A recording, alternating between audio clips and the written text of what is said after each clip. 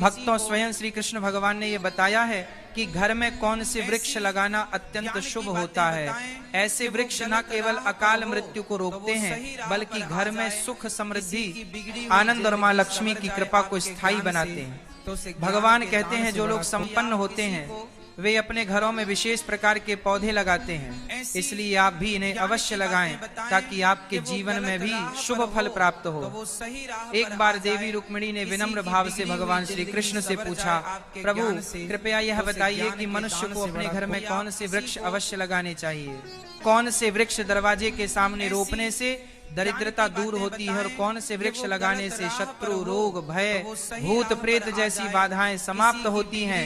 भगवान श्री कृष्ण मुस्कुराए और बोले, प्रिय रुक्मिणी, आज तुमने बहुत ही कल्याणकारी प्रश्न पूछा है। वृक्ष इस सृष्टि का आधार है। यह न केवल पर्यावरण को शुद्ध करते हैं बल्कि घर परिवार में सकारात्मक ऊर्जा का संचार भी करते हैं। जब किसी घर के आंगन में शुभ वृक्ष लगाए जाते हैं तो वह घर देवताओं के समान संरक्षण प्राप्त करता है। वृक्ष वास्तु दोषों को दूर करते हैं और परिवार में शांति, सुख तथा ऐश्वर्य लाते हैं। इसके बाद भगवान बोले, हे देवी, मैं तुम्हें बताऊंगा कि कौन से वृक्ष घर के पास लगाना शुभ है और कौन से नहीं। परंतु पहले एक प्राचीन कथा सुनो, जिससे ये स्पष्ट हो जाएगा कि कैसे सही या गलत पौधे लगाने से मनुष्य के जीवन में सुख या दुख आता है। भक्तों, उस कथा को सुनने से पहले यदि आप भी माँ लक्ष्मी की कृपा चाहते हैं तो इस दिव्य संदेश को हृदय से स्वीकार करें, जय लक्ष्मी माता लिखें और अपने राशि चिन्ह के साथ कमेंट करें ताकि आपको आपके भाग्य से जुड़े उपाय प्राप्त हो। अब कथा सुनिए। भगवान श्री कृष्ण बोले, बहुत समय पूर्व मध्य प्रदेश में एक सुंदर नगर था। वहाँ गोपाल नाम का एक वैश्य अपनी धर्म पत्नी सुमित्रा के साथ रहता था। गोपाल अत्यंत धर्मनिष्ठ था और प्रतिदिन भगवान विष्णु की पूजा करता था। उसकी पत्नी सुमित्रा भी गृह कार्य में निपुण और धर्मपरायण थी। उनके घर में धन धान्य की कोई कमी नहीं थी। एक दिन सुमित्रा ने अपने आंगन में कुछ पौधे लगाने का विचार किया। उसने बिना जानकारी के सिर्फ वे पौधे लगाए जो उसे देखने में सुंदर लगे, परंतु वे पौधे वास्तु के अनुसार अशुभ थे। धीरे धीरे घर में कलह बढ़ने लगी। गोपाल के व्यापार में हानि होने लगी। घर में तनाव बढ़ गया और दोनों पति पत्नी के बीच झगड़े बढ़ते गए। अंततः उसका व्यापार पूरी तरह नष्ट हो गया और वह निर्धनता का जीवन जीने लगे। गरीबी और भूख से तंग आकर गोपाल की पत्नी अत्यंत क्रोधित हो उठी। उसने अपने पति से कहा, अब और नहीं सहा जाता, कुछ काम धंधा ढूंढो, यूं बैठे रहने से तो भूख ही मार डालेगी। बेचारा गोपाल गांव के कोने कोने में काम की तलाश में भटकता रहा, मगर किसी ने भी उसे काम नहीं दिया। थका हारा जब घर लौटा तो बोला, प्रिय, कोई भी मुझे काम देने को तैयार नहीं है। अब मैं कहाँ जाऊं, किससे मदद मांगू? दोनों निराशा के समुद्र में डूब गए। गुजारे के लिए गोपाल ने पत्नी के सारे गहने तक बेच दिए। जो थोड़े बहुत पैसे मिले उनसे कुछ दिन का गुजारा चलता रहा, परंतु उन्हें यह ज्ञात नहीं था कि जिस अशुभ वृक्ष को उन्होंने घर के आंगन में लगाया था वही उनके जीवन में दरिद्रता और दुख का कारण बन गया है। वैकुंठ लोक में बैठे भगवान विष्णु और माँ लक्ष्मी अपने भक्तों की इस दयनीय दशा देख रहे थे। माँ लक्ष्मी बोली, प्रभु क्या आप अपने भक्तों की सहायता नहीं करेंगे? गोपाल तो आपका परम उपासक है, प्रतिदिन आपका पूजन करता है। भगवान विष्णु मुस्कुराते हुए बोले, देवी मैं अवश्य उसकी सहायता करूंगा, परंतु पहले उसकी परीक्षा लेना आवश्यक है। यह कहकर भगवान विष्णु ने एक तपस्वी साधु का रूप धारण किया और पृथ्वी पर प्रकट हुए। वह गोपाल के दरवाजे पर पहुंचे और विनम्र स्वर में बोले, वत्स, मैं एक तीर्थयात्री हूँ, कई दिनों से भूखा प्यासा भटक रहा हूँ। यदि तुम्हारे घर में थोड़ी सी जगह और थोड़ा सा अन्न मिल जाए तो बड़ा उपकार होगा। साधु के वचन सुनकर गोपाल से बोला, मुनिवर आप तो बड़े तेजस्वी प्रतीत होते हैं, ये मेरे लिए सौभाग्य की बात है कि मेरे घर आपके चरण पड़े, कृपया भीतर आइए। गोपाल ने साधु को घर में बैठाया, परंतु घर में एक दाना भी नहीं था। उसने अपनी पत्नी से कहा, प्रिय, ये साधु अत्यंत पवित्र आत्मा है, हमें किसी भी तरह इनके भोजन की व्यवस्था करनी ही चाहिए। मैं गांव में जाकर कुछ धन उधार मांगता हूँ। गोपाल गांव के एक धनी सेठ के घर पहुंचा और निवेदन किया, सेठ जी कुछ पैसे उधार दे दीजिए, लौटते ही चुका दूंगा। सेठ ने तिरस्कार भरे स्वर में कहा, तेरे पास तो एक कौड़ी भी नहीं, तू मेरा पैसा कैसे लौटाएगा? गोपाल ने हाथ जोड़कर कहा, सेठ जी यदि मैं पैसा वापस ना कर सका तो अपना घर आपको सौंप दूंगा। सेठ को दया आ गई और उसने कुछ धन दे दिया। बोला ठीक है वैश्य, लेकिन वचन निभाना। गोपाल ने पैसे से दूध, चावल, सब्जी, आटा और शक्कर खरीदी और घर लौट आया। पत्नी से कहा प्रिय साधु के लिए भोजन बना दो। सुमित्रा ने प्रेम पूर्वक भोजन तैयार किया और साधु को परोसा। साधु जो वास्तव में भगवान विष्णु थे, गोपाल की श्रद्धा और सेवा भाव देखकर अत्यंत प्रसन्न हुए। भजन के बाद साधु ने कहा वत्स, तुम्हारी भक्ति से मैं प्रसन्न हूँ, वर मांगो, जो चाहे वह तुम्हें अवश्य मिलेगा। गोपाल ने हाथ जोड़कर उत्तर दिया महाराज, आपके आशीर्वाद से बढ़कर मुझे कुछ नहीं चाहिए, किंतु कृपा कर बताइए ऐसा कौन सा पाप हुआ है जिससे मैं दरिद्रता और दुख भोग रहा हूँ। गरीबी क्यों आई और उसे कैसे दूर करें। गोपाल ने विनम्र भाव से कहा हे महात्मन, हमने तो सदा श्री हरि विष्णु की आराधना की है, फिर भी हमारे जीवन में यह दरिद्रता क्यों आई, हमारे घर में सुख संपत्ति क्यों नहीं टिकती, कृपया कारण बताइए और इससे मुक्ति का उपाय भी समझाइए। तब मुनि मुस्कुराते हुए बोले हे वैश्य, जब मैं तेरे द्वार पहुंचा तभी जान गया था कि तुम्हारे जीवन में गरीबी और कष्ट क्यों है। तुम्हारे द्वार के सामने जो वृक्ष लगे हैं वही तुम्हारे दुर्भाग्य का कारण है। वे वृक्ष शुभ नहीं, अपशकुन देने वाले हैं, इन्हें तुरंत हटाओ और उनकी जगह मंगलकारी वृक्ष लगाओ। गोपाल ने हाथ जोड़कर कहा हे महात्मन, कृपा करके यह बताइए कि घर के समीप कौन से वृक्ष लगाने चाहिए जिनसे लक्ष्मी का वास हो, और किन वृक्षों से सदा दूरी रखनी चाहिए, कृपया विस्तार से समझाइए। तब आचार्य ने कहा हे गोपाल, ध्यान पूर्वक सुनो। जो व्यक्ति अपने घर या जलाशय के समीप पीपल का वृक्ष लगाता है वह 100 यज्ञों के फल का अधिकारी बनता है। पीपल के पत्ते जब जल में गिरते हैं तो वे देवताओं को अर्पण समान माने जाते हैं और पितरों को तृप्त करते हैं। इससे समस्त पितृदोष समाप्त हो जाते हैं। जो व्यक्ति प्रतिदिन स्नान कर पीपल वृक्ष को स्पर्श करता है वह पापों से मुक्त होता है और जीवन में कभी पराजित नहीं होता। पीपल को प्रणाम करने से लक्ष्मी की प्राप्ति होती है और उसकी परिक्रमा करने से दीर्घायु मिलती है। जान लो पीपल के मूल में श्री विष्णु, तने में भगवान शिव और शीर्ष भाग में सृजनकर्ता ब्रह्मा निवास करते हैं। अमावस्या के दिन पीपल का दर्शन और प्रणाम करने का फल 1000 गायों के दान के समान होता है। इस सृष्टि में पीपल जैसा कोई दूसरा पवित्र वृक्ष नहीं। स्वयं भगवान विष्णु पृथ्वी पर पीपल रूप में अवतरित हुए हैं। जो व्यक्ति पीपल की शाखा तोड़ता है या वृक्ष को हानि पहुंचाता है वह महान पाप का भागी होता है पर नरक में गिरता है। जो पीपल को जड़ से काटता है वह अनेक जन्मों तक मोक्ष से वंचित रहता है। श्री आगे बोले अब सुनो, दूसरे पुण्यदायी वृक्ष के विषय में आंवला धात्री का फल संपूर्ण जगत में प्रसिद्ध है और परम पवित्र माना गया है। जो मनुष्य प्रतिदिन आंवले का सेवन करता है वह जन्म मरण के चक्र से मुक्त होता। यह फल स्वयं श्री हरि विष्णु को अत्यंत प्रिय है।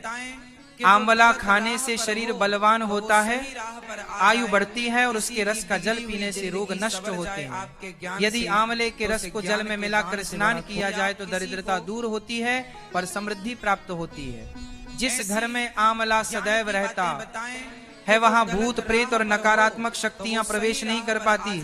एकादशी के दिन आंवले की पूजा करने से सारे तीर्थों से अधिक पुण्य प्राप्त होता है। ऐसे घर में स्वयं लक्ष्मी नारायण का वास होता है। फिर मुनि बोले अब तीसरे शुभ वृक्ष के विषय में जानो। अशोक वृक्ष। अशोक वृक्ष में अप्सराएं निवास करती हैं। यह वृक्ष जीवन से शोक का नाश करता है, दुख और निराशा को मिटाता है और हृदय में आनंद भर देता है। अतः घर के आंगन या द्वार के समीप अशोक वृक्ष अवश्य लगाना चाहिए। घर के आसपास लगाए जाने वाले शुभ वृक्ष, घर के पास कुछ विशेष वृक्ष लगाने से न केवल शांति और सुख समृद्धि बनी रहती है बल्कि यह देवताओं का स्थायी निवास भी आकर्षित करते हैं। एक अशोक वृक्ष सौंदर्य और शांति का प्रतीक। अशोक वृक्ष घर में ठंडक, सौंदर्य और यौवन का संचार करता है। जब माता लक्ष्मी ने सीता रूप में अवतार लिया और रावण द्वारा अपहरण के पश्चात अशोक वाटिका में निवास किया तब इसी वृक्ष ने उनका साथ दिया। माता सीता ने अशोक वृक्ष को आशीर्वाद दिया कि जहाँ भी यह वृक्ष होगा वहाँ उनका निवास सदैव रहेगा। इसीलिए यह घर में सुख, सौंदर्य और शांति बनाए रखता है। 2. पाक वृक्ष यज्ञ के समान पुण्य देने वाला हर व्यक्ति को पाकड़ का वृक्ष अवश्य लगाना चाहिए। इसके रोपण का फल महान यज्ञ करने के समान होता है। कलयुग में जहाँ यज्ञ करना कठिन हो गया है, वहाँ पाकड़ वृक्ष लगाना ही यज्ञ के समान पुण्य देता है। 3, नियम वृक्ष आयु और स्वास्थ्य का दाता। नियम का वृक्ष भगवान सूर्य देव को अत्यंत प्रिय है। इसके रोपण से दीर्घायु प्राप्त होती है और अनेक रोगों से मुक्ति मिलती है। माता लक्ष्मी भी नियम पत्र को अत्यंत प्रिय मानती हैं, इसलिए नियम के समीप उनका निवास माना गया है। घर के सामने नीम का पेड़ लगाने से आरोग्य, धन और समृद्धि प्राप्त होती है। 4, जामुन वृक्ष कन्या रत्न की प्राप्ति का संकेत। यदि कोई व्यक्ति पुत्री प्राप्ति की इच्छा रखता है तो उसे जामुन का वृक्ष अवश्य लगाना चाहिए। घर के सामने जामुन का वृक्ष होने से कन्या जन्म लेती है, जो परिवार के कुल की कीर्ति बढ़ाती है। 5, बेल और गुलाब शिव पार्वती का संयुक्त निवास। बेल वृक्ष में भगवान शिव का और गुलाब में माता पार्वती का निवास माना गया है।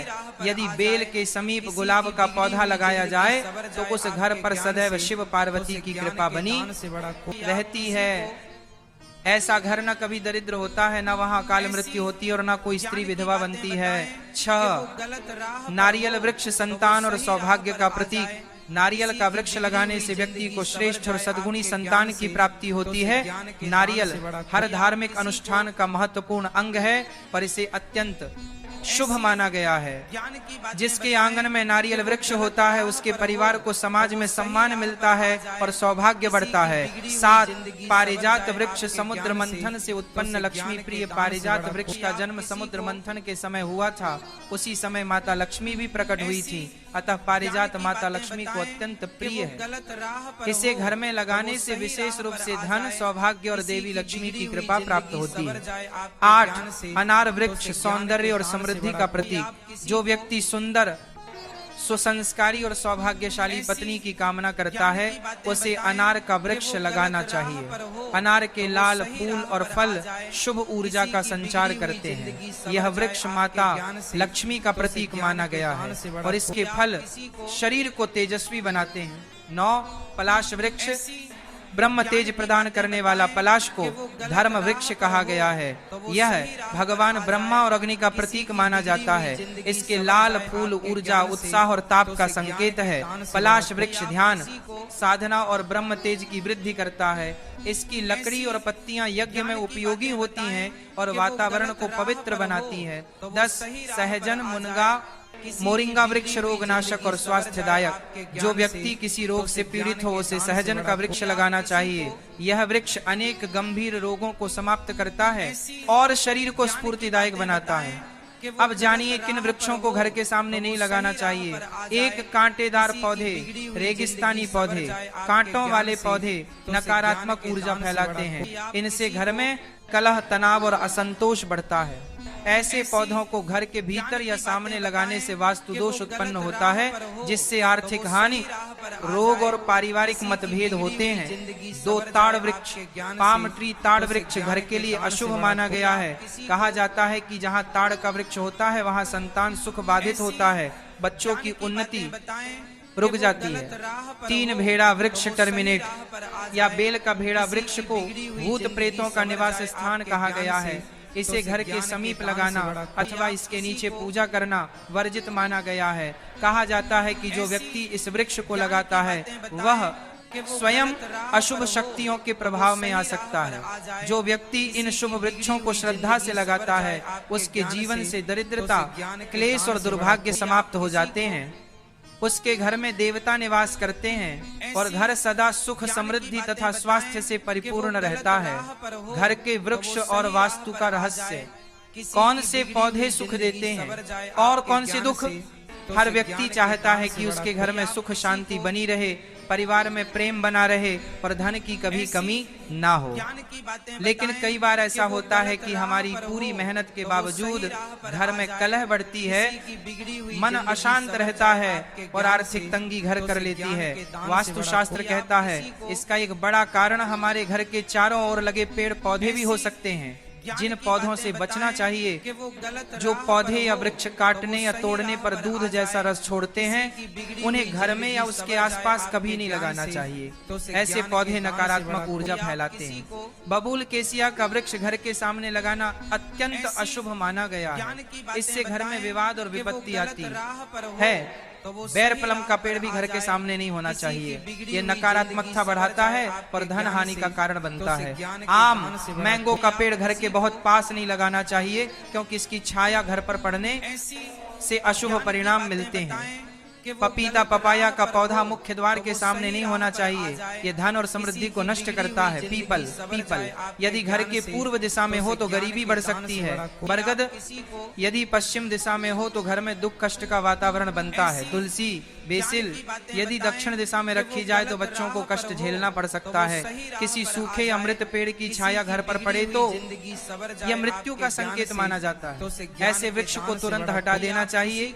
कांटेदार पौधों का प्रभाव रेगिस्तान के पौधे जैसे कैक्टस आदि कठोर परिस्थितियों में जीवित रहने के लिए बने हैं। उनके तनों में पानी जमा रहता है और चारों ओर कांटे होते हैं ताकि कोई उन्हें छू ना सके। यही विशेषताएं घर के वातावरण के लिए प्रतिकूल मानी जाती हैं। ये पौधे घर में तनाव, झगड़े और आर्थिक हानि का कारण बनते हैं। कांटेदार या कठोर पौधों की उपस्थिति से व्यापार में अचानक रुकावटें आती हैं। परिवार में छोटी छोटी बातों पर झगड़े बढ़ते हैं। मन बेचैन रहता है और धीरे धीरे गरीबी घर करने लगती है। इसलिए वास्तुशास्त्र और ऋषियों ने ऐसे पौधों को घर के भीतर या मुख्य द्वार पर लगाने से मना किया है। कौन से वृक्ष घर में सुख समृद्धि लाते हैं? वास्तुशास्त्र बताता है कि वे पौधे जो देवताओं से जुड़े हैं, घर में शुभता और दिव्यता लाते हैं। पीपल वृक्ष भगवान विष्णु को प्रिय है। इसकी पूजा करने से पितरों का आशीर्वाद और विष्णु कृपा दोनों मिलती है।